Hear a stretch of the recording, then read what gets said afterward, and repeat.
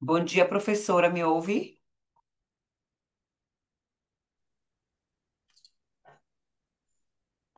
Professora Luciana, me ouve? Bom dia, te escuto Perfeito. bem. Foi Estou só para ligando aqui teste, meu professora. vídeo. Ok. Agora, Patrícia, você é a host, tá vendo? Você entrou e você é a host, Eu não certo? quero, eu não sei como é que compartilha, autoriza ele a compartilhar a tela. Então, faz assim, ó. No seu nome, no seu nome, Sim, certo? Deixa eu ver. Deixa eu só ver onde é que é aqui.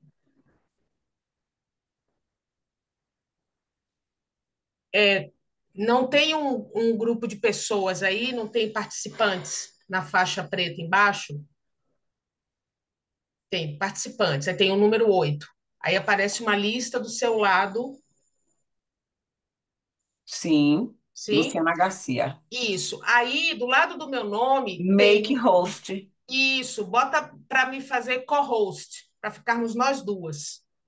Porque se uma cair, a outra entra como host, Pronto, certo? certo. Pronto. O professor Juan disse que já está posto, mas era só para teste, entendeu? Uhum. Tem algumas pessoas na sala de espera que a gente vai ir admitindo, certo? Na medida que elas forem aparecendo. E aí eu admito. E aí eu faço esse apoio para ajudar. O professor vai apresentar, você tem como mandar para mim? Eu não tenho, não. Ele me disse que vai passar, mas ele não mandou para mim. Aí depois, bom, aí a gente pode, ou ele me manda e eu, Você está vendo ele na sala de espera? não.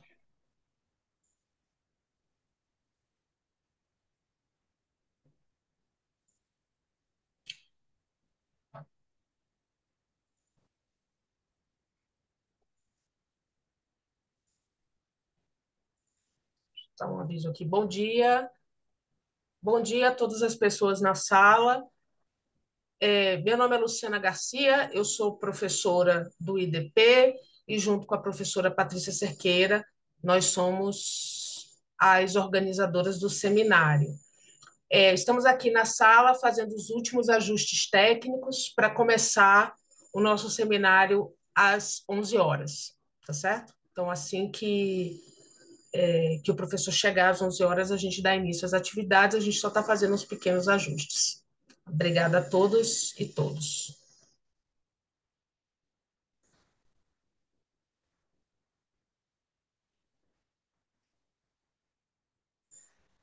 De nada, Ana Gabriela.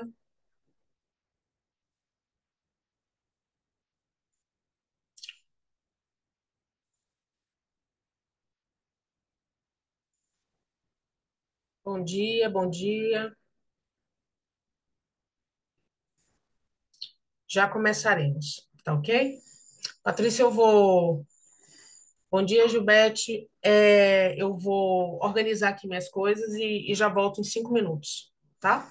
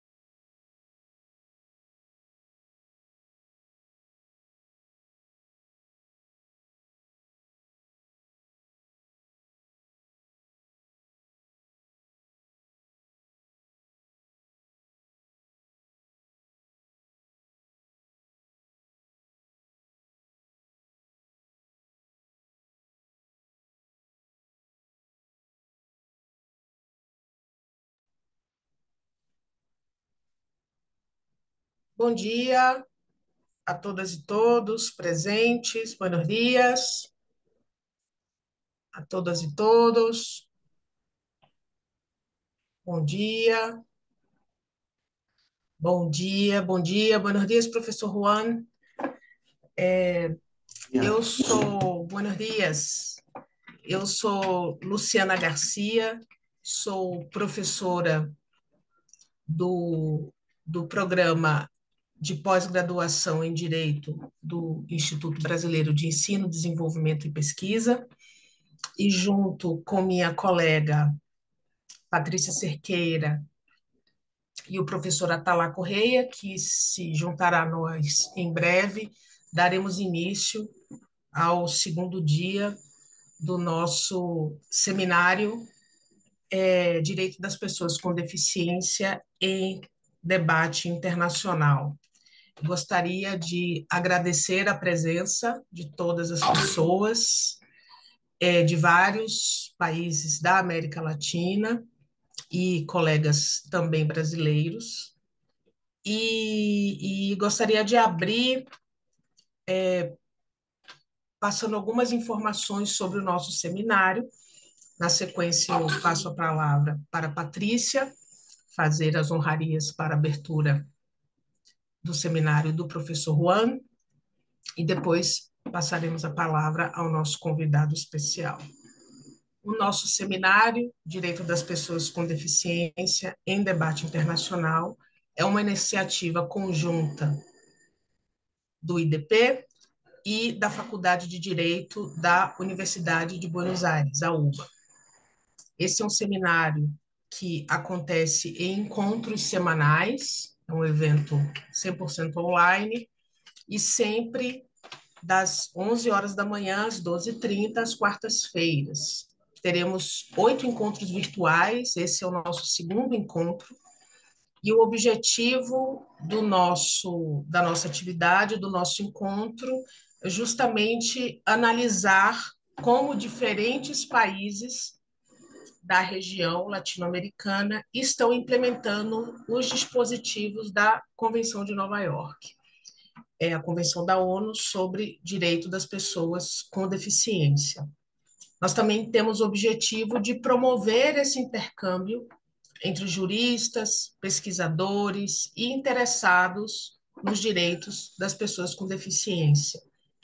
Então, além do debate sobre o caso argentino, que contamos e desde já agradecemos a ilustre presença do professor Juan Antônio Seda, no dia 28 de agosto, teremos a presença da professora Alejandra Lorenzo, que debaterá o caso do Uruguai. No dia 27 de agosto, teremos a professora Alejandra Della Rosa, que discutirá o caso mexicano. O caso chileno será Christian Molina, professor Christian Molina. Trabalharemos também com o caso colombiano no dia 10 de setembro, o caso cubano no dia 17 de setembro e fecharemos com o caso peruano no dia 24 de setembro.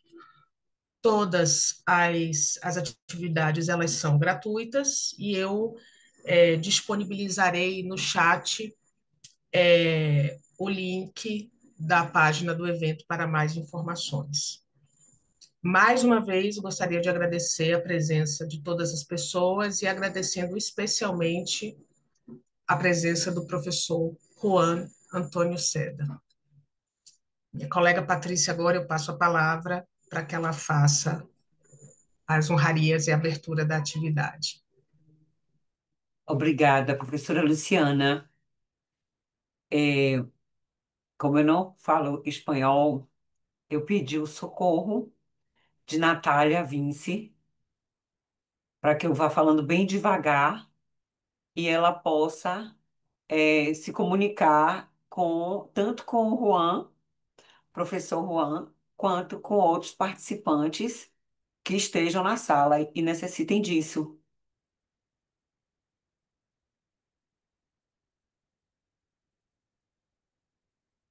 Hola, buenos días. Bueno, mi nombre es Natalia Vinci, estoy aquí para apoyarles. Em, mientras Patricia habla, yo voy un poco ayudándoles a entender lo que ella está hablando, me pidió este apoyo, entonces pues está dando la bienvenida y seguimos. Obrigada, Natália. Eu vou fazer a minha audiodescrição. Eu sou uma mulher parda, eu tenho cabelos castanhos, estou com a blusa branca, uso óculos com uma armação transparente e eu uso um background que é a Biblioteca Nacional aqui do meu país. Patricia hizo su autodescripción.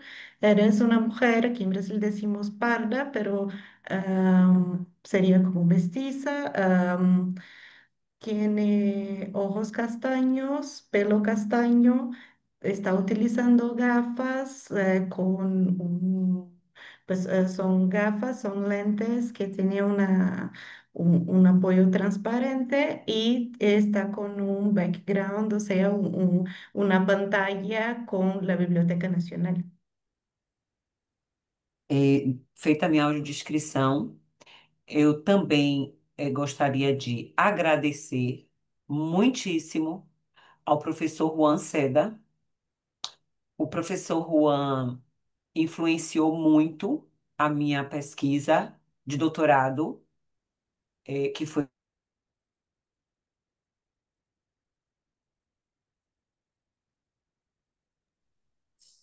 Patrícia?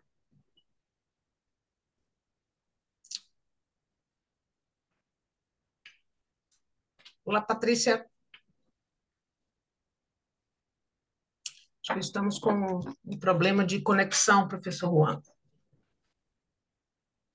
com Patrícia. Justamente no momento dos elogios.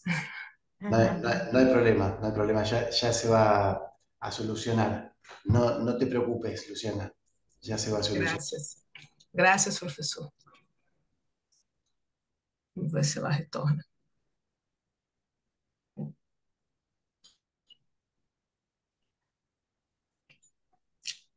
Acho que ela... Vamos aguardar o retorno de Patrícia. Obrigada. ao vivo, é assim, né? Ujú. Perdão, porque a minha conexão caiu, mas eu estou de volta.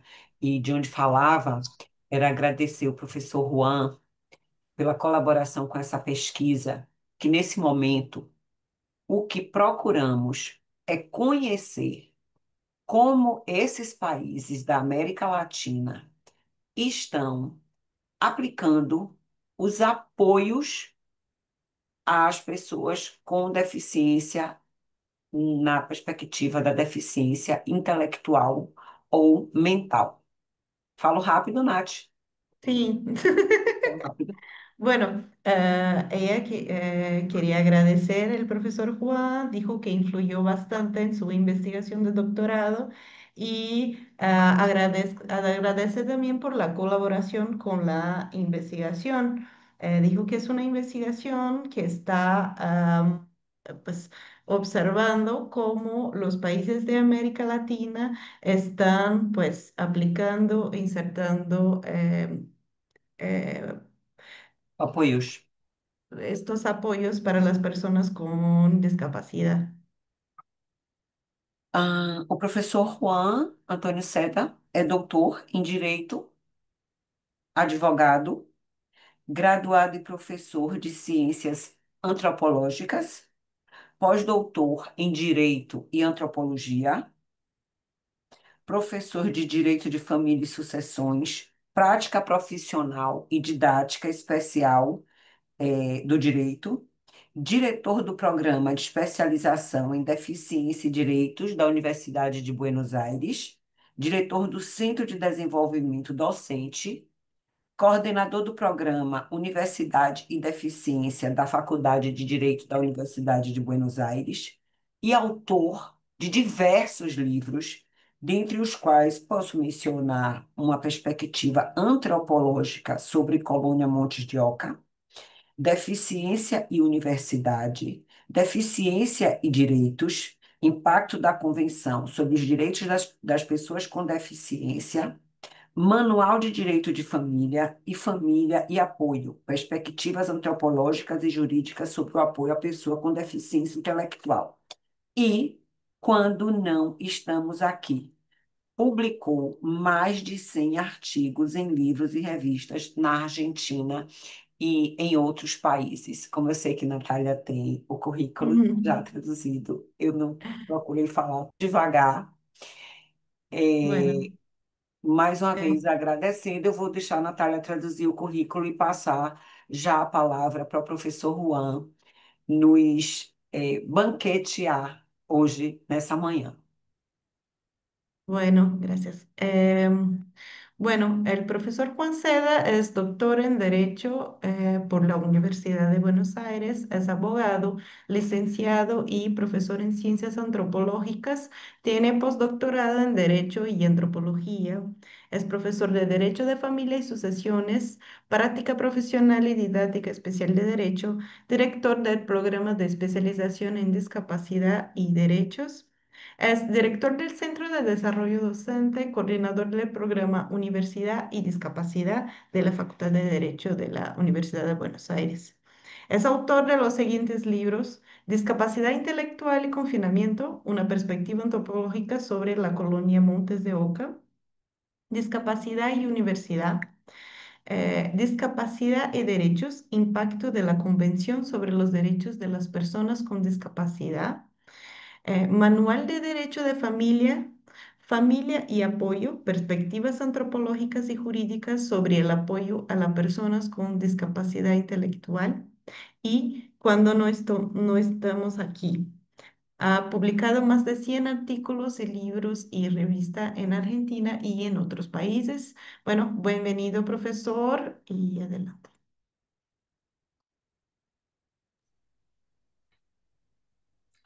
Muchas gracias, Natalia, y quiero agradecer muy especialmente a la maestra, la profesora, la doctora Patricia Cerqueira, porque ella fue la que primero me comunicó el interés que tenía la universidad de realizar esta actividad con colegas de toda América, de distintos países de América.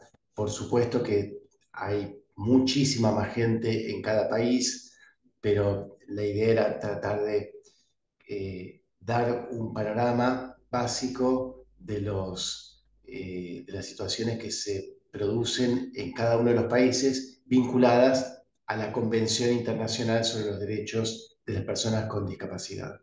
Me pareció una excelente idea, una gran oportunidad para ponernos en contacto con colegas de toda América y para tratar de seguir trabajando en redes académicas que potencien lo que uno va investigando en cada lugar. Por supuesto que en cada lugar hay distintos tipos de investigaciones y distintos tipos de, de desarrollos, y yo aquí lo que voy a traerles es uno de los conflictos jurídicos que se han planteado en su momento entre el Comité de la Convención y el Parlamento argentino, porque la Argentina renovó su Código Civil y Comercial, mejor dicho, sancionó un nuevo Código Civil y Comercial y mantuvo la figura de la incapacidad y de la capacidad restringida. Son dos cuestiones netamente de derecho civil que ahora vamos a pasar a explicar con el uso de un PowerPoint para facilitar también la lectura a quienes no hablan español, y quiero pedirles disculpas de antemano por no poder ofrecer esta conferencia en portugués, pero estoy estudiando portugués, pero todavía no me siento suficientemente hábil con el idioma como para hablar, para dictar esta conferencia en inglés, en portugués, así que lo haré en español y trataré de hablar despacio para que me comprendan, como yo comprendo perfectamente cuando Patricia o cuando ustedes hablan en portugués, los entiendo, quizá con esfuerzo, pero los entiendo cuando hablan despacio, así que no, la barrera lingüística no es imposible, y este seminario lo demuestra. Bueno, tendría que subir el PowerPoint. eh, no sé cómo se hace para iniciar, ¿no? Natália, vou pedir sua ajuda para você ajudar com a tradução. Professor Juan, aí uma barra, um Sí, botão ahí, escrito share. Ahí está. Isso, Perfecto. sí. isso. Obrigado. Luciana. Bueno, el tema que yo quiero plantear es en los derechos de las personas con discapacidad en los procesos de restricción de la capacidad de ejercicio. Ese es el nombre, procesos de restricción de la capacidad de ejercicio, es el título que le ha dado el legislador argentino en la reforma del Código Civil y Comercial de hace 10 años. En el año 2015 se inició su funcionamiento, este Código Civil y Comercial, y el objetivo del legislador argentino fue adaptar las terminologías, pero mantuvo la figura de la restricción de la capacidad de ejercicio. Aquí lo que vamos a tratar de plantear es analizar qué es la restricción de la capacidad de ejercicio, analizar también qué es lo que ha dicho el Comité de la Convención. El Comité de la Convención, recordemos, que es un organismo que depende de la Organización de las Naciones Unidas y que emite consideraciones sobre la aplicación de la Convención en cada uno de los países. Por lo tanto, este Comité de la Convención no puede modificar la Convención, pero sí tiene en el tratado internacional, tiene la potestad, tiene el derecho de interpretar qué es lo que dice. Les adelanto la conclusión, que vamos a llegar acá cuando termine la exposición. Mi conclusión es que la evaluación que hace el Comité de la Convención excede la letra del artículo 12, porque aquí lo que vamos a hablar es del artículo 12 de la Convención. Bueno, primero que nada, entonces, estos van a ser los ejes sobre los que voy a hablar, que son exponer el doble carácter que tiene el proceso de restricción de la capacidad de ejercicio, que es un carácter civil y un carácter asistencial. El carácter civil de este proceso está dado porque es un proceso judicial tendiente a limitar la posibilidad de que la persona en cuyo beneficio se declara esa restricción de la capacidad de ejercicio pueda celebrar actos jurídicos por sí mismo. O sea, no tiene que ver con su capacidad para moverse, su capacidad en sentido general, sino con su capacidad jurídica. Y aquí es donde no todo el mundo, sobre todo los no abogados, confunden muchas veces la idea de capacidad jurídica con la noción de lo que la persona puede hacer. Y aquí es necesario entonces volver la antigua definición de capacidad jurídica, que es la aptitud para adquirir derechos y contraer obligaciones. O sea, la noción de el sujeto de derecho ejerciendo su capacidad para celebrar actos jurídicos. no tiene nada que ver con la libertad ambulatoria, con salir a caminar la calle, con moverse, sino para celebrar actos jurídicos. Por ejemplo, yo puedo salir a la calle y hacerme amigos y buscar y ponerme de novio con una persona, si tengo discapacidad intelectual. Lo que no voy a poder hacer es casarme sin contraer matrimonio, celebrar el acto jurídico matrimonial sin los apoyos necesarios y sin los controles y las salvaguardias necesarias para garantizar la validez de ese acto jurídico. Entonces, aquí es necesario entender la diferencia entre los meros actos que se celebran y los actos jurídicos. La capacidad jurídica y restricción del ejercicio, la capacidad de ejercicio, tiene que ver con ese aspecto, el ejercicio de la capacidad jurídica. Entonces aquí el segundo punto va a ser analizar la tensión, que hay una tensión entre el sistema de ejercicio de la capacidad jurídica en Argentina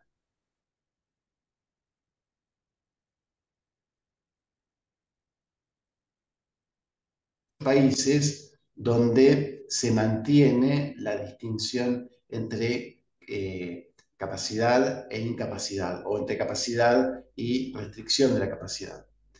Hay otros países, como España, creo que como Colombia también, que han intentado eliminar eso, aprontando, acomodando o amoldando su esquema jurídico legislativo, amoldándolo al texto de la Convención.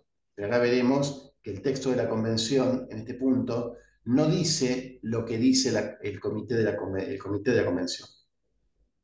Bueno, y el tercer punto es evaluar los principales cambios en el procedimiento de restricción de la capacidad de ejercicio en la Argentina, que cuando se reformó el Código Civil, pero se produjeron algunos cambios que vamos a analizar. Mucho del material comenzó con una investigación que realicé hace unos 10 años aproximadamente, que fue el estudio sobre el impacto de la Convención sobre los Derechos de las Personas con Discapacidad. La ley 26.378 es la ley que aprueba este tratado en Argentina, y la ley 27.044 es aquella que le otorga, le da jerarquía constitucional. La Argentina tiene un sistema aprobado en el año 1994 por el cual algunos tratados internacionales el Congreso puede ponerlos a la altura de la Constitución Nacional. Hay debate sobre si eso significa que está exactamente a la misma altura o si es una equiparación, pero que mantiene la distinción entre la Constitución originaria y la Constitución, los tratados internacionales. Este debate a nosotros aquí no nos afecta demasiado, pero lo cierto es que la Convención hace unos años, con la ley 27.044, se incorporó a la Constitución Nacional. Por lo tanto, es un tratado que tiene, como le llamamos aquí, tiene jerarquía constitucional. Es un tratado internacional de derechos humanos y que tiene una muy vasta aprobación en casi todo el mundo. Fue un tratado realizado con mucha participación, fue el primer tratado de este siglo y se realizó con la plena participación del colectivo de las personas con discapacidad. Las asociaciones pudieron participar en el debate para redactar este texto. Por supuesto que esto tiene ventajas y desventajas. La ventaja es que es un tratado participativo y mucho más vital. La desventaja es que es un tratado que tiene quizás algunas falencias técnicas. Aún así, es un texto muy valioso que no incorpora derechos nuevos, porque habla del derecho a la vida, a la salud, a la capacidad jurídica, al derecho a una serie de actividades que ya estaban, bueno, por lo menos en Argentina, ya estaban comprendidos en otros textos anteriores. Así que lo que hizo fue corroborar y ratificar y darle más difusión y más impulso. Pero no es que son derechos estrictamente nuevos, porque ya el derecho a la vida estaba, el derecho a la salud, el derecho a la vivienda, el derecho a la educación, bueno, una serie de derechos ya estaban en otros tratados internacionales. En aquel libro, entonces, lo que yo hice fue mostrar que la jurisprudencia en Argentina había tenido una evolución muy, eh, eh, muy continuada durante los años y que desde el año 1994, cuando se reformó la Constitución, y sobre todo el año 1997, cuando se incorporó una ley de prestaciones en materia de discapacidad, comenzaron los amparos, los juicios de amparo por los cuales las personas podían recurrir al sistema internacional. Incluso antes de que existiera la convención, podían recurrir a principios generales para la atención del derecho, para que se los atendiera, para que recibieran las prestaciones médicas necesarias en materia de discapacidad. Y esto es un proceso que se dio mucho antes de la Convención Internacional, y por eso es que yo digo que la Convención fue muy importante y es muy importante, pero no modificó la forma en la cual los jueces argentinos trataban los casos que les llegaban en esta materia. O sea, no podemos decir en términos de jurisprudencia que haya cambiado el paradigma, que es un término que se usa mucho y que tiene una muy acendrada llegada, una acendrada, un peso muy fuerte en la militancia y en los gobernantes. En general, los gobernantes tienden a repetir lo mismo que dicen las asociaciones, los militantes, y que en términos militantes puede ser válido hablar de cambio de paradigma, como un discurso político, pero en términos jurídicos no sucedió ningún cambio de paradigma. Por lo menos en Argentina no hubo un cambio de paradigma, hubo una incorporación de un texto muy valioso y muy importante, pero que no modificó la forma en que los jueces estaban eh, emitiendo sus sentencias. Bueno, esto es algo que muchos de ustedes ya lo conocen, pero no todo el mundo quizás sabe qué es una persona con discapacidad. La definición de persona con discapacidad es una de las novedades que trae esta convención, y que la toma de una clasificación elaborada en el año 2001, que es la Clasificación Internacional sobre el Funcionamiento de la Salud y de la Discapacidad, que dispone la OMS, Organización Mundial de la Salud. Elabora esta definición y después la tomó la convención, que es una definición muy valiosa para el colectivo, para las asociaciones de personas con discapacidad, porque modifica esta idea de que la discapacidad está solamente en la persona, y plantea que si hay discapacidad es por la persona, que es persona con discapacidad, pero también por la sociedad. O sea que de alguna manera amplía o socializa el hecho de por qué hay discapacidad. Entonces dice que las personas con discapacidad incluyen aquellas que tengan deficiencias físicas, mentales, intelectuales o sensoriales a largo plazo, que al interactuar con diversas barreras puedan impedir su participación plena y efectiva en la sociedad en igualdad de condiciones con las demás. Por lo tanto, esta definición de discapacidad pone tanta importancia en la condición subjetiva de quién es persona con discapacidad, como en el mundo externo, que pone barreras. Así que para que haya discapacidad tiene que haber una interacción entre una deficiencia que sí está en la persona y barreras que están en el entorno. Hoy me quiero concentrar específicamente en el artículo 12 de la Convención. Eh, eh, He trabajado este tema como tesis, como objeto de estudio en mi tesis de postdoctorado, y lo he planteado porque creo que la objeción, la advertencia, la limitación que pone el Comité de la Convención contra el texto de la República Argentina no es del todo, no es todo válida. Y ahora les voy a explicar por qué.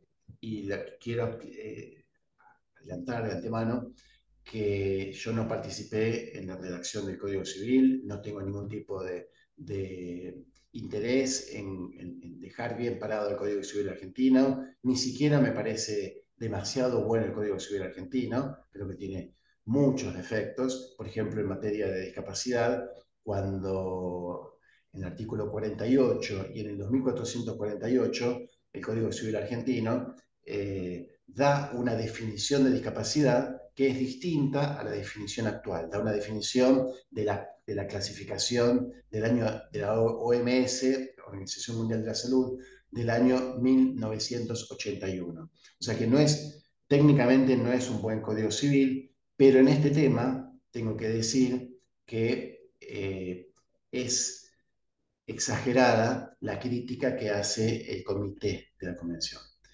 Vamos a decir entonces, a partir de este análisis, enunciando qué es lo que dice el artículo 12.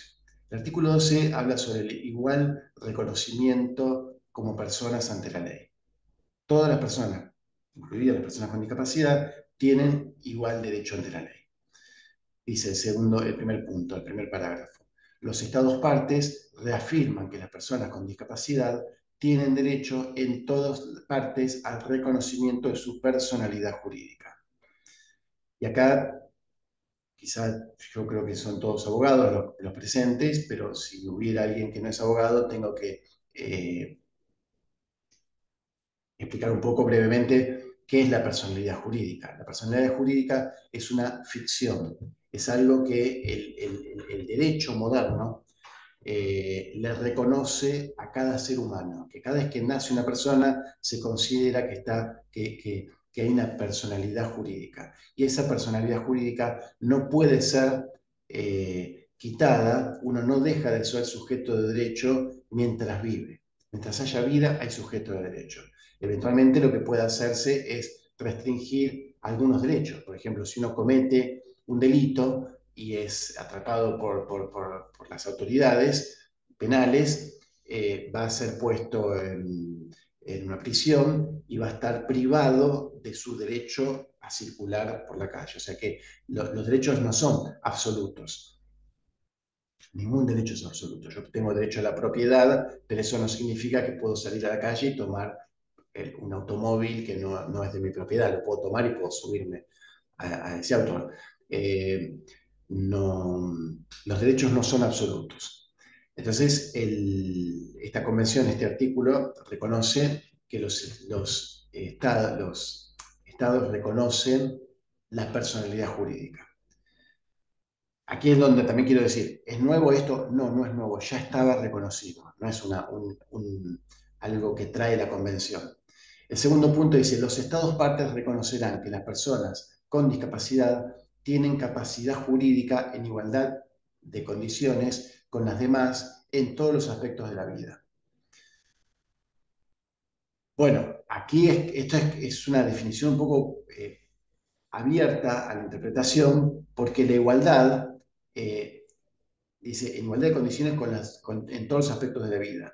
Igualdad de condiciones significa que si una persona que no tiene discapacidad, por ejemplo, celebra un acto jurídico sin discernimiento, ese acto va a ser nulo, que es lo que sucede, por ejemplo, con los vicios de la voluntad, cuando hay presión, cuando hay una lesión a la voluntad, cuando hay, por ejemplo, un vicio de dolo o violencia, bueno, ese acto jurídico no va a ser válido. Por lo tanto, este segundo punto de los estados que plantea la Convención no va contra el sistema de validez de los hechos y actos jurídicos. Solamente lo reafirma, pero puede dar lugar a algún tipo de duda.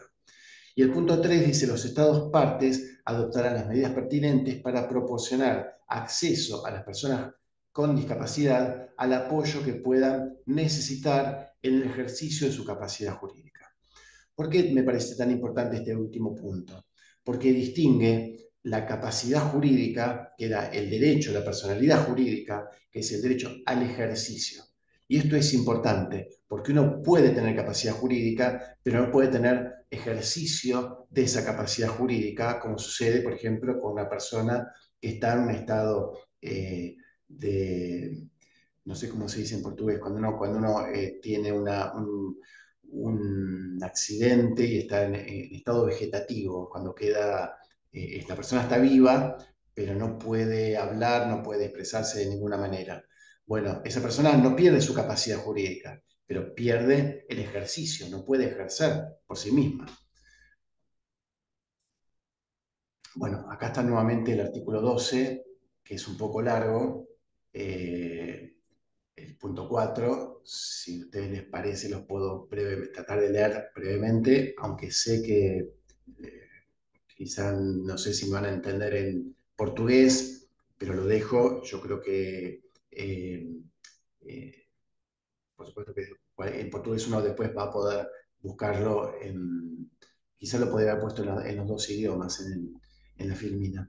Dice, los estados partes asegurarán que en todas las medidas relativas al ejercicio de la capacidad jurídica, o sea, vuelve a insistir en que no es lo mismo la capacidad jurídica que su ejercicio, se proporcionen salvaguardas adecuadas y efectivas para impedir los abusos de conformidad con el derecho internacional en materia de derechos humanos. ¿A qué se refiere? Bueno, que si yo tengo una limitación cognitiva, por ejemplo, tengo una discapacidad intelectual y quiero vender un bien que tiene un valor grande, por ejemplo, un departamento, una casa, y lo vendo de manera, se aprovecha un tercero de esa debilidad que yo tengo, bueno, la Convención pide a los estados que proporcionen salvaguardas adecuadas y efectivas. Esas salvaguardias asegurarán que las medidas relativas al ejercicio de la capacidad jurídica respeten los derechos, la voluntad y la preferencia de la persona, que no haya conflicto de intereses ni influencia indebida, que sean proporcionadas y adaptadas a las circunstancias de la persona, que se aplican en el plazo más corto posible y que estén sujetas a exámenes periódicos por parte de la autoridad o un órgano judicial competente, independiente e imparcial. Las salvaguardias serán proporcionales al grado en que dichas medidas afecten a los derechos e intereses de las personas. Bueno, aquí hay una especie de posible contradicción, porque uno diría, bueno, que se respeten los derechos, la voluntad y las preferencias de las personas. La voluntad, ustedes saben, para que haya voluntad en términos técnicos, la voluntad implica la expresión del deseo de una persona por medio del discernimiento. Uno de los componentes de la voluntad es el discernimiento. Tiene que haber discernimiento, tiene que haber intención y tiene que haber libertad para que exista la voluntad. Y aquella persona que no tiene discernimiento no podrá nunca expresar su voluntad. Por lo tanto, aquí habría que interpretarlo como un uso del término voluntad quizá no tan técnico. Lo cual es paradójico porque uno diría, bueno, pero el que redactó una convención internacional debería haber sido más preciso con los términos técnicos, porque justamente una de las condiciones, de los requerimientos del lenguaje jurídico es que sea preciso. Eh, pero acá ya tenemos que volver a analizar cuál es el estilo de redacción de la convención. Ustedes fíjense que la Convención Internacional sobre los Derechos de las Personas con Discapacidad no usa el término discapacidad mental o discapacidad intelectual, trata de usar el término genérico. Y si uno piensa, esta clase de prescripciones no tendrían ningún tipo de relevancia para una persona con discapacidad motriz. tiene relevancia para las personas con discapacidad mental e intelectual, pero no lo dice, no dice en ningún momento, esto es para las personas con discapacidad mental o intelectual.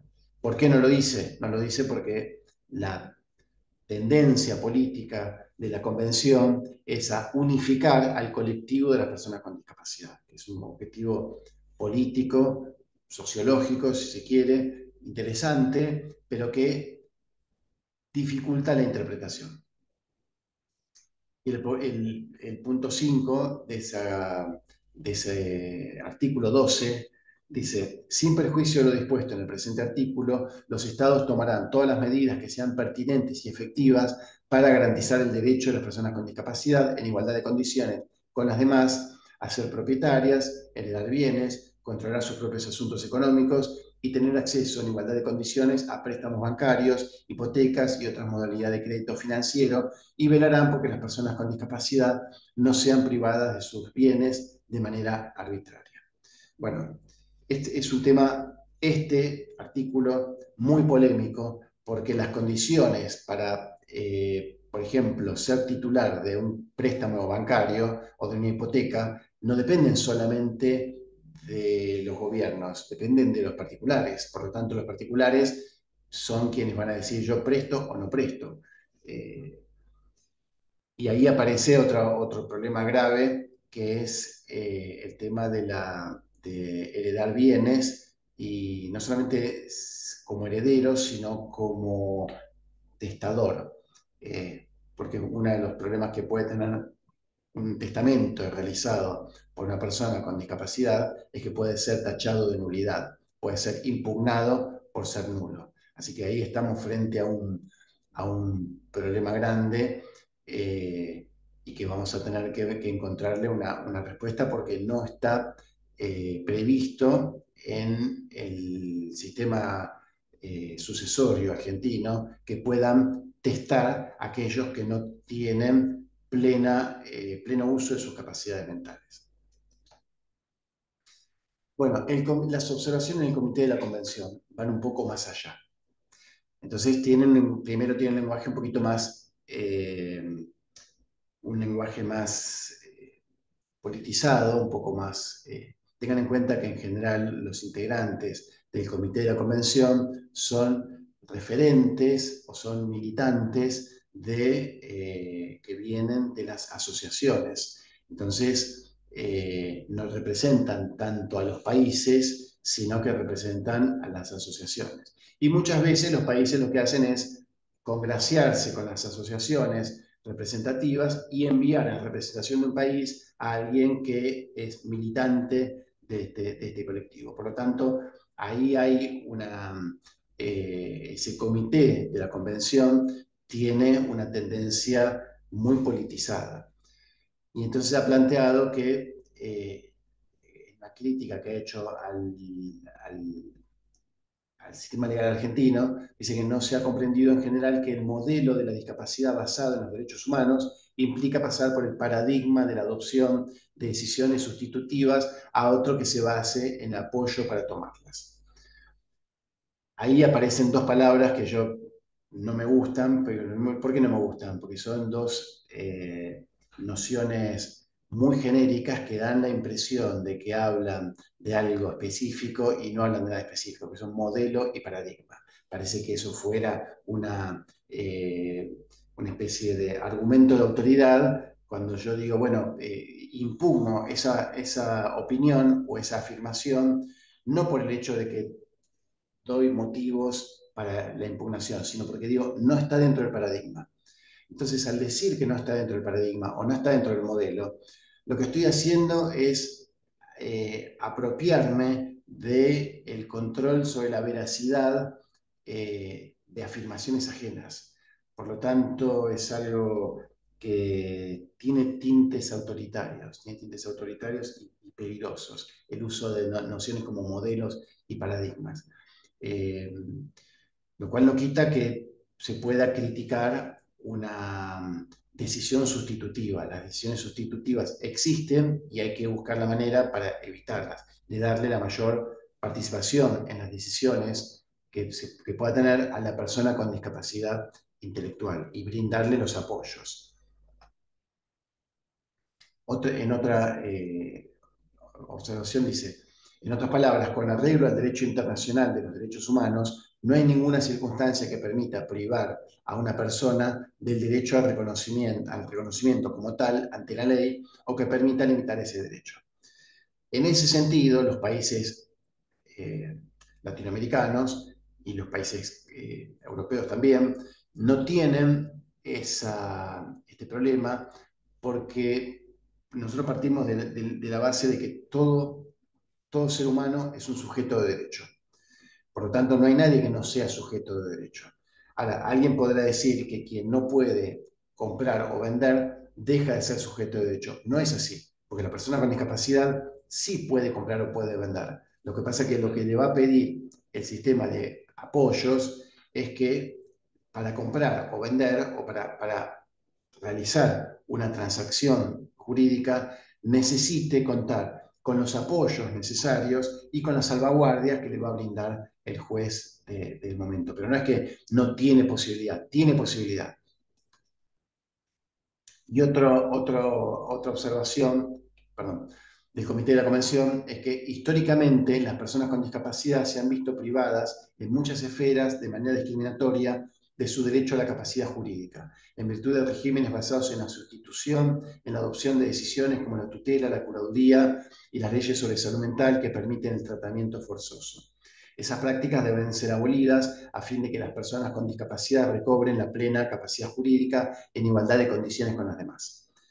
El problema de esta observación que hace el comité es que es muy genérica, porque uno dice, bueno, seguramente que hubo momentos de tratamientos forzosos que fueron violatorios a los derechos humanos. Pero eso no significa que todos los tratamientos que se hayan hecho, ni todas las representaciones, ni todas las tutelas, ni todas las curadurías, ni todas las leyes de salud mental sean necesariamente contrarias a los derechos humanos. Así que hay creo que eh, una vocación un poco a la retórica de barricada, la retórica encendida, pero que no es estrictamente,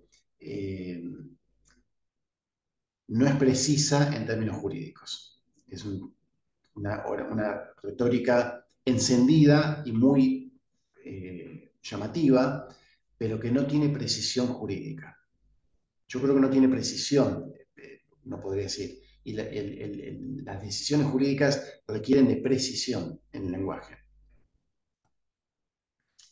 Bueno, y acá hay un poco un tema sobre la perspectiva política de la capacidad. La discapacidad es construida sobre la idea de que hay un colectivo que ha sido olvidado o ha sido relegado históricamente y que unifica a distintos tipos de situaciones como son las personas con discapacidad motriz o con discapacidad sensorial o con discapacidad mental e intelectual. Hay muchos trabajos muy interesantes sobre cómo durante muchos años se produjo eh, un destrato o una actitud casi agresiva sobre las personas con discapacidad intelectual. Eh, el propio colectivo de las personas con discapacidad, las asociaciones y muchos juristas que son, digamos, escritores de esas asociaciones y que logran quizá con eso captar la simpatía, plantean que en la historia de la humanidad hubo como distintos momentos y lo asocian con 3 o 4 momentos, por ejemplo, que en la Grecia antigua, en la ciudad de Esparta, aquellas personas que nacían con alguna deficiencia física se los descartaba inmediatamente. Entonces se los arrojaba en la piedra Tarpeia, en el monte Taigueto, se los arrojaba ahí a los que no eran aptos para las actividades que requería la fuerza física espartana. Por lo tanto, entonces, eso lo llaman como el modelo de la aniquilación. Que había un modelo de aniquilación aquellas personas que no fundaran, no estuvieran constituidas tal y como se esperaba que fuera un ser humano.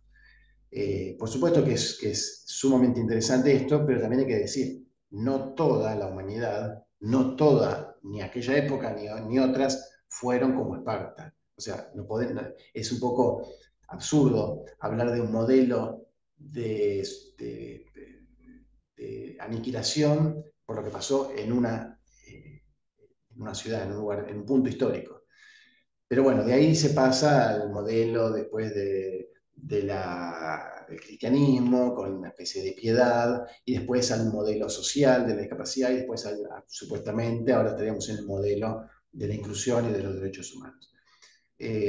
Yo soy muy crítico de esa modelización porque no son modelos, son definiciones. Lo que nosotros vimos hoy, al principio de esta charla, no es un modelo, es una definición. Y una definición epistemológicamente es distinta que un modelo. La definición es algo que uno a priori, sea por observación o sea de manera abstracta, uno asigna a un objeto tal definición. Eso no es un modelo es una explicación teórica. Pero bueno, entiendo que tanto el término modelo como el término paradigma pueden usarse en muchos términos, con muchas acepciones y no solamente las acepciones epistemológicas. Lo que advierto es que el discurso en materia de discapacidad tiene una pretensión eh, académica que no tiene realmente. El discurso político es un discurso político y el discurso académico es un discurso académico. No porque el académico no pueda asumir compromisos políticos, sí lo puede hacer, por ejemplo, un compromiso con respecto a la igualdad, uno puede decir, bueno, yo me comprometo con la igualdad y con la fraternidad o con los principios que sean, pero eso no aplica necesariamente a que sea lo mismo el discurso académico que el discurso político. Y hay una distinta concepción de lo que entendemos como sujeto de derecho. Sujeto de derecho para el derecho no es lo mismo que para el discurso político. Para el derecho, sujeto de derecho es el ser humano eh, eh, como, como sujeto que puede adquirir cualquier tipo de derecho, eventualmente o no, pero que es que tiene la potencialidad de hacerlo, tiene la potencialidad. No necesita, ser sujeto de derecho no significa necesariamente que alguien va a poder gozar de todos los derechos, sino que tiene la potencialidad. Y hay una crítica general en este discurso un poco que circula de la Convención, una crítica al derecho civil por no reconocer, entre comillas, tradicionalmente la personalidad jurídica de personas con discapacidad. Y el derecho civil sí reconoce la personalidad de las personas con discapacidad. ¿Por qué? Porque reconoce la personalidad de cualquier persona que nace con vida. Aquella persona que nace con vida tiene personalidad jurídica. Es una persona jurídica. Que después puede ejercer o no puede ejercer sus derechos va a depender de muchos otros elementos. Pero no es cierto que el derecho civil ha desconocido la personalidad jurídica. Y en el discurso, un poco en esta perspectiva política, no se reconoce la distinción entre capacidad jurídica y capacidad de ejercicio. Se pone un poco como todo lo mismo. Que yo no creo que sea lo que dice el artículo 12. El artículo 12 sí reconoce la distinción, pero el discurso militante, dentro del cual incluyo a este discurso por parte del Comité de la Convención, plantea que fuera lo mismo. Capacidad jurídica y capacidad de ejercicio es lo mismo. Eh, Así que, bueno, esto es finalmente unificación de todo el colectivo de las personas con discapacidad. Bueno, es algo que ya les he mencionado, que es un estilo, una forma de redacción que busca comprometer la identidad de todos. Pero este es un tema específico, el de capacidad jurídica, que afecta a quienes tienen limitaciones en su intelecto, tanto por discapacidad intelectual como por discapacidad mental.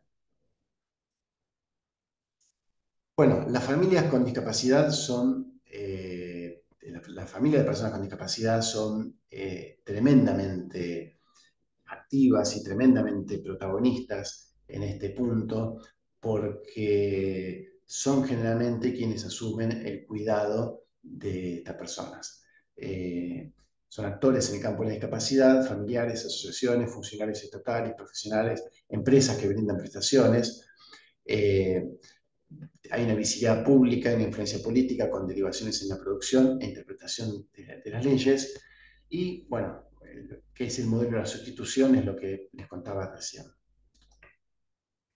En un libro que publiqué y que muy generosamente mencionó Patricia Cerqueira, Familia y apoyos a las personas con discapacidad, planteo, es un estudio más antropológico, no tan jurídico, pero tiene una parte jurídica.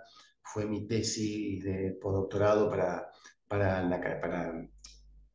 antropología, y hay un debate sobre, mejor dicho, se plantea el debate sobre si hay una sobreprotección tiránica o hay una protección a la autonomía.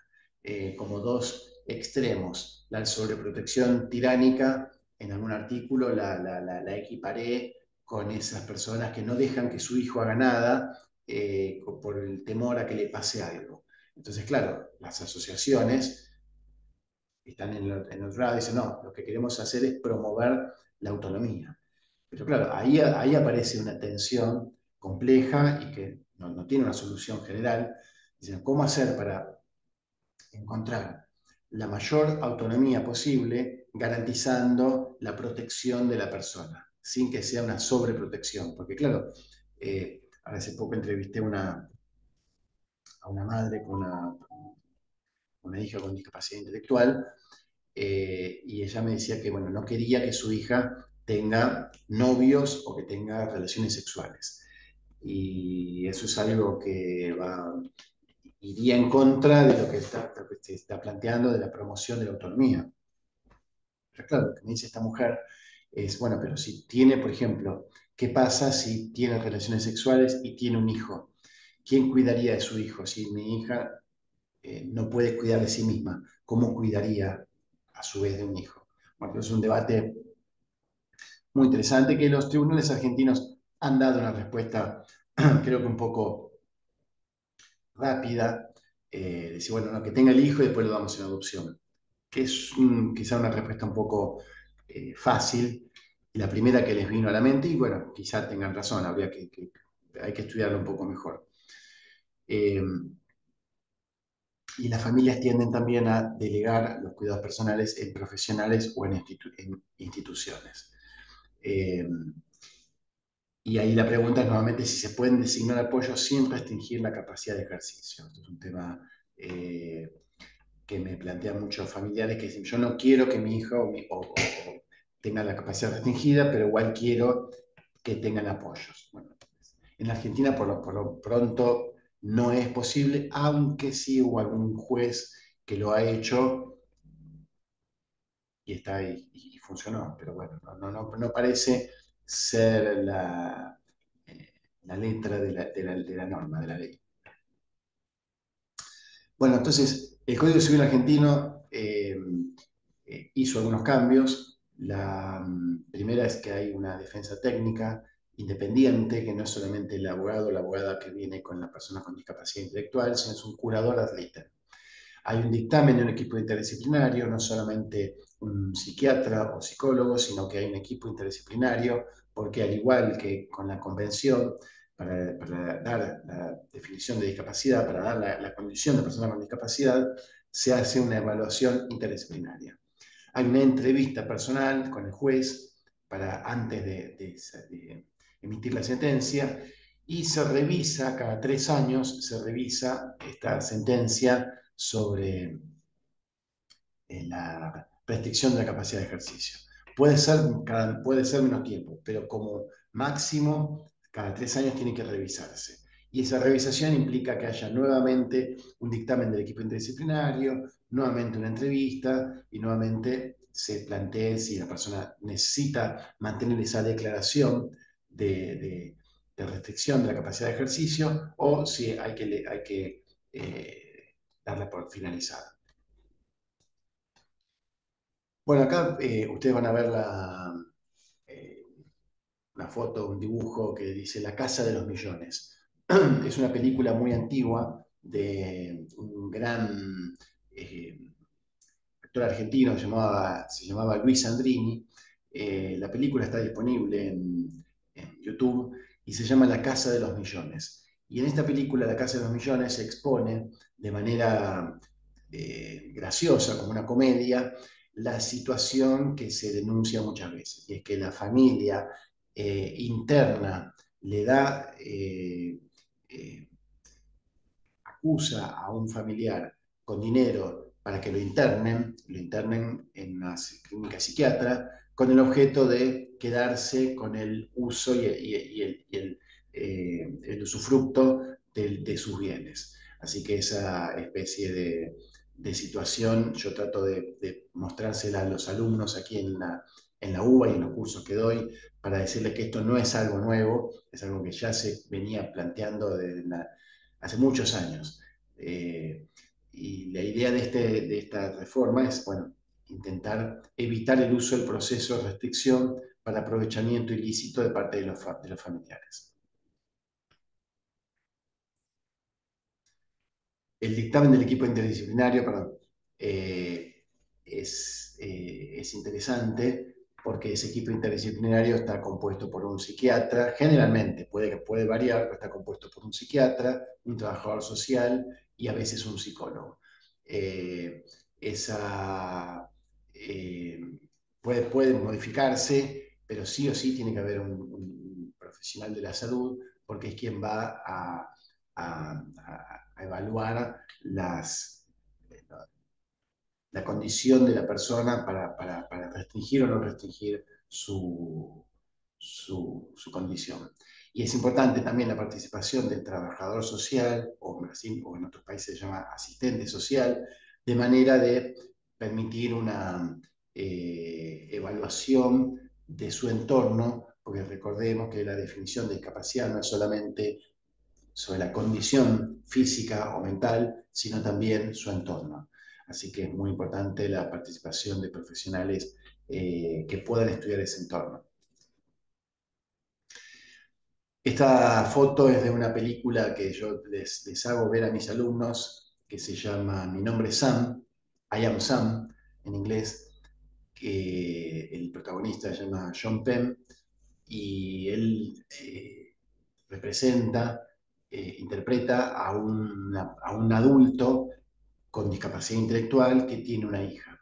Entonces, cómo con el crecimiento de su hija, la niña de 10 años tiene un cociente intelectual mayor al de su padre y tiene una madurez mayor. Entonces ahí aparecen todos los debates sobre si se puede mantener la responsabilidad parental o hay que dar darle en adopción a la niña, pero en ese caso muestra que el padre, si bien no tiene herramientas cognitivas, intelectuales para ciertos actos, sí es capaz del cuidado básico sobre una niña y por supuesto que tiene todo su sentimiento de padre totalmente vigente, por lo tanto creo que es una buena muestra de que el hecho de tener discapacidad intelectual no significa de ninguna manera que la persona no pueda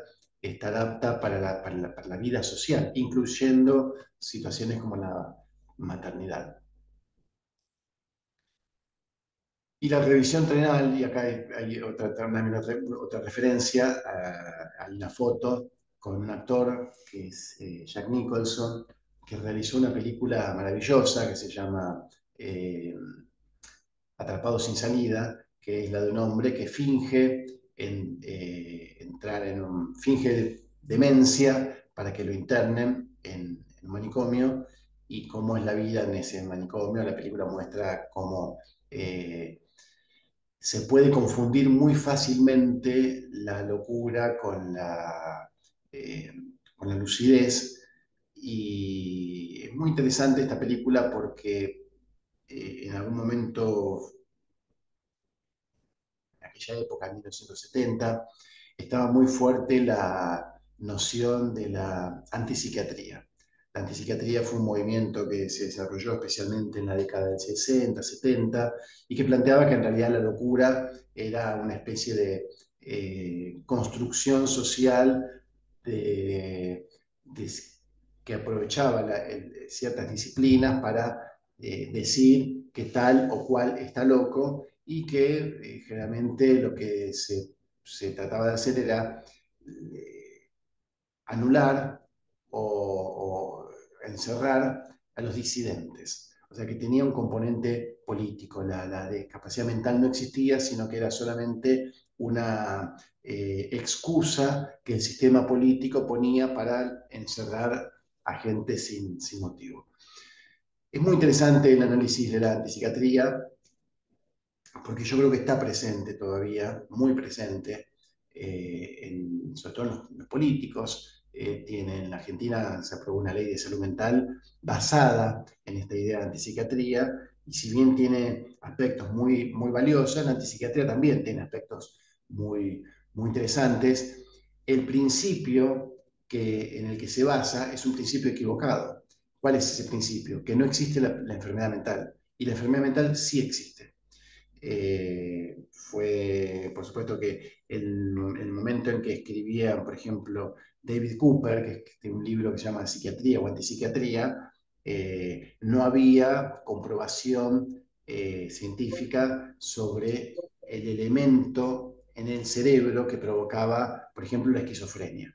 Años después sí se encontraron esos elementos, y hoy en día no hay ninguna discusión que sí existen las patologías eh, mentales, lo cual no quita que uno no tenga que tener un tratamiento digno y tratamiento responsable y muy cuidadoso, y en la medida de lo posible evitando la restricción de la libertad. Pero bueno, hoy ese no es el tema, pero merecía ser tocado a efectos de decir que el tema de salud mental y discapacidad intelectual está totalmente unido en el plano jurídico.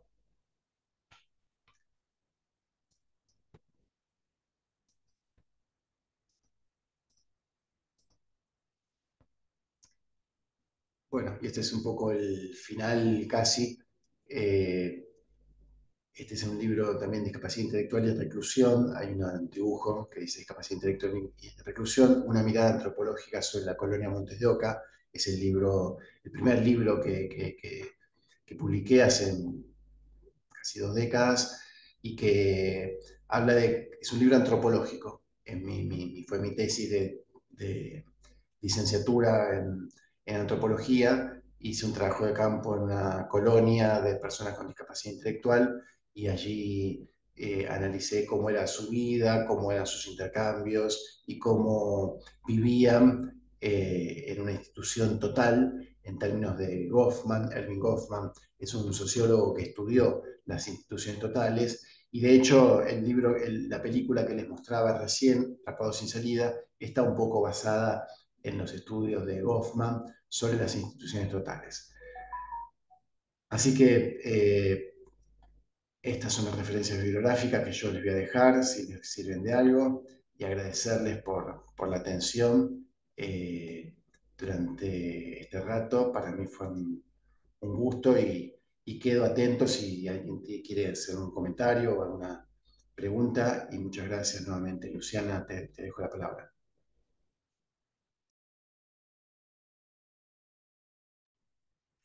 Obrigada, professor Juan, pela excelente aula. Eu queria abrir o chat para quem tiver perguntas, e também passar inicialmente a palavra para a professora Patrícia, se ela quiser também fazer algumas observações, considerando que o tema é a sua especialidade, sua área de pesquisa, professora. Obrigada, professora Luciana. Não sei se a Natália ainda está aqui com a gente. Eu me comunico bem com o professor Juan, e no meu portunhol, e ele no meio, ele fala melhor português do que eu falo espanhol. É, eu não me canso de ouvir o professor Juan e não quero também monopolizar as perguntas, mas primeiramente parabenizá-lo pelas por essas informações, por essa possibilidade de penetrarmos na realidade argentina com relação aos apoios à pessoa com deficiência. Não sei se a Natália está aqui ou se o professor Juan me compreende. Eu tenho algumas perguntas, sim. É, eu vou deixar já ver o professor, não sei se seriam também as dúvidas de outras pessoas. Me chama a atenção a questão da revisão trienal, até porque eu trabalho com os processos que aqui no Brasil chamamos de curatela ou ainda interdição. E nós não temos na legislação brasileira o prazo para essa revisão. A legislação brasileira fala que tem que ser uma medida temporária, mas não fixa o prazo. Aí eu pergunto, né? Os juízes têm que estabelecer esse prazo na sentença, ou a lei já prevê os 3 anos e a cada 3 anos a revisão é feita? É uma pergunta que me ocorre. E como ela é feita? Primeiro, se o juiz precisa dizer que a revisão tem que ser a cada 3 anos e como ela é feita. Essa é a minha primeira pergunta, eu tenho outras. Sí, te contesto esta que es bien interesante, porque aquí ha traído, eh, avísame si hablo muy rápido, porque empecé hablando despacio y después tomé velocidad. Quiero mantener el tono para que me comprendan. Eh, en Argentina, el Código Civil y Comercial dice que tiene que ser como máximo cada 3 años. O sea que, aunque el juez no lo ponga en la sentencia, cada 3 años tiene que revisarlo. Aquí aparece un problema. No sé cómo será en Brasil o en otros países, pero en los juzgados de derecho civil que atienden eh, estos casos, dicen los propios jueces que no llegan, no tienen tiempo, no pueden lograr el objetivo de hacerlo cada 3 años. ¿Por qué? Porque la cantidad de trabajo que tienen. Entonces, por un lado, hay alguna gente que pide que se hagan más revisiones, pero los jueces dicen, no tengo tiempo, no tengo capacidad operativa para hacer más revisiones. De cualquier modo, va a depender eso de cada jurisdicción, de cada lugar. Como en Brasil, Argentina también es un país federal y que cada provincia o cada estado tiene su sistema legal y tiene sus jueces. Y en cada provincia va a depender, hay provincias más ricas que tienen más jueces, más juzgados o menos casos, y provincias más pobres que no tienen esa posibilidad. Donde hay mayor posibilidad, quizá esas revisiones se puedan hacer periódicamente. Donde no las hay es más difícil. Así que ahí también va a depender mucho de el impulso que den las familias. Pero te doy otro ejemplo, otro caso distinto sobre ese tema de la revisión trienal, cada 3 años. Hace unos años, hace un tiempo, en la provincia de Tucumán, que queda en el centro de la República Argentina, no fue en Santiago del Estero, que también está ahí al lado de Tucumán, en el norte argentino, hubo una situación donde los padres le plantearon lo siguiente a la jueza. Le dijeron, nuestra hija nació con una parálisis cerebral tiene una discapacidad muy, muy severa, no puede moverse, no puede hablar, no puede caminar. Entonces, ¿cuál es el sentido? Preguntaban los padres, ¿por qué tenemos que hacer cada 3 años pasar por todo este trámite nuevamente si ya se sabe que nuestra hija no va a modificar su condición? Entonces pidieron que se los exima de esa revisión trienal. La jueza en primera instancia dijo que sí, que tenía razón, que era razonable, que si por lo tanto es razonable lo que están pidiendo y la ley va contra lo que es razonable, entonces la ley, si la ley no es razonable, se convierte en arbitraria. Por lo tanto, declaró la inconstitucionalidad de esa revisión trienal. Pero en segunda instancia, el fiscal dijo, se opuso a esa sentencia y dijo no, tiene que hacerse la revisión trienal porque independientemente de que la joven con discapacidad intelectual no modifique su condición, posiblemente sí se modifica en las condiciones del entorno. Por lo tanto, planteaba el fiscal que sí correspondía eh, hacer esa revisión y se revocó el fallo de primera instancia. Pero bueno, ese fallo de primera instancia planteó la razonabilidad de eximirse de la revisión. Lo cierto es que esa revisión está en el Código Civil, así que no es fácil para el juez evitarla. Lo que es difícil es cumplir con los plazos por la acumulación de tareas que hay en los juzgados. No sé si contesté, Patricia, tu pregunta. Sim, professor Juan, perfeito. Existem perguntas aqui no chat.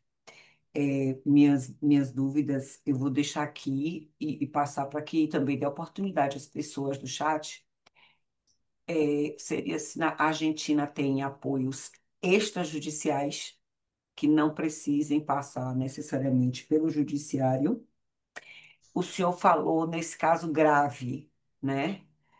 É, Como agir nesses casos mais graves, como o caso da pessoa, da criança que nasceu com teve paralisia cerebral e que realmente já tem uma situação gravíssima, né?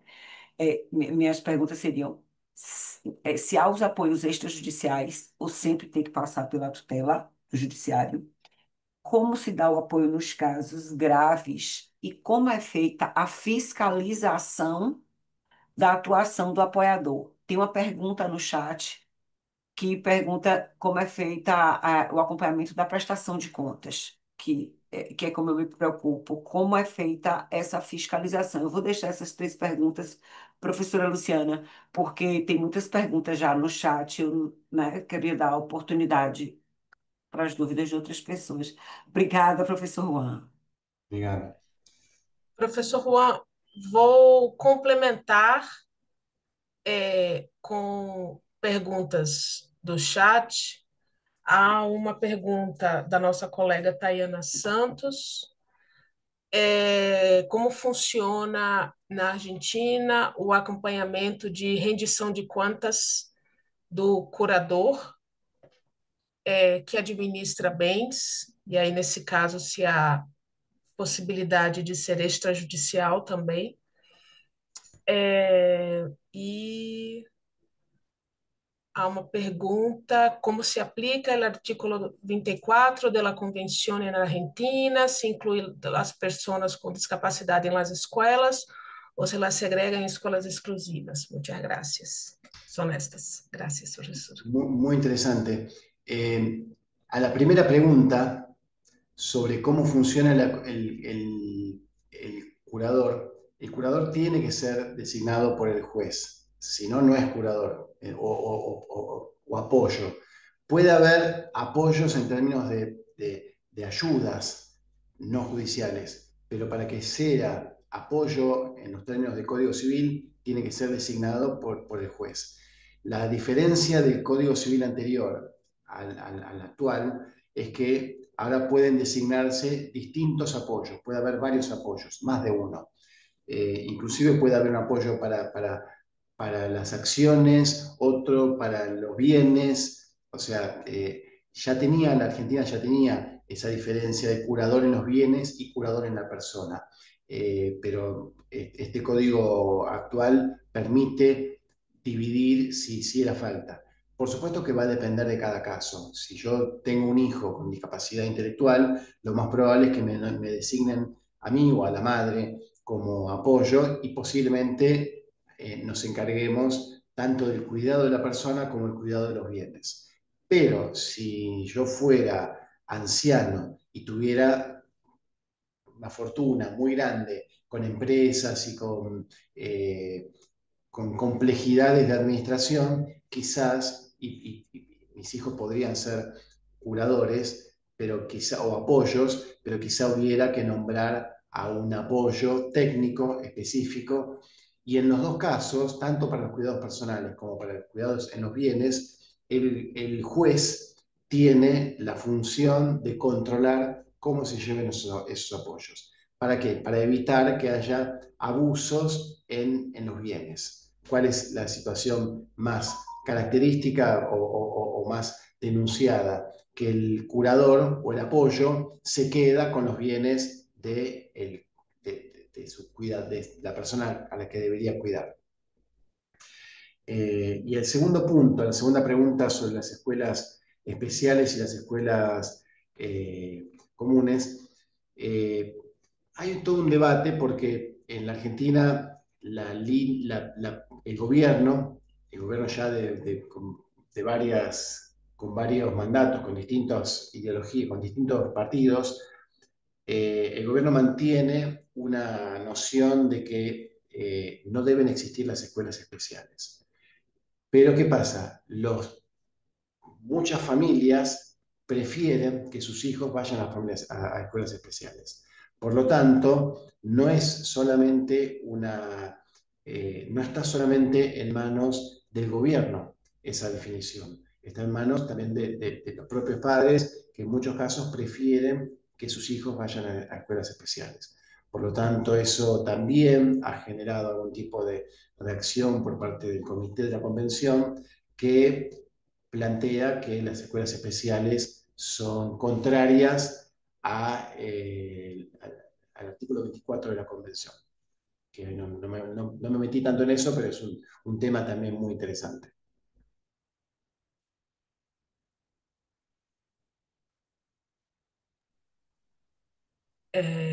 Estou verificando se temos mais perguntas. Ah, se está bem, com o controle de redução de quantas, já foi. Sim. Creio que são essas as perguntas do chat. Professora Patrícia, mais algum comentário? Professora Luciana, eu vou aproveitar aqui esse momento com o professor Juan. Nos casos mais graves, professor, quando o senhor falou, eu vou insistir um pouco, talvez eu não tenha compreendido.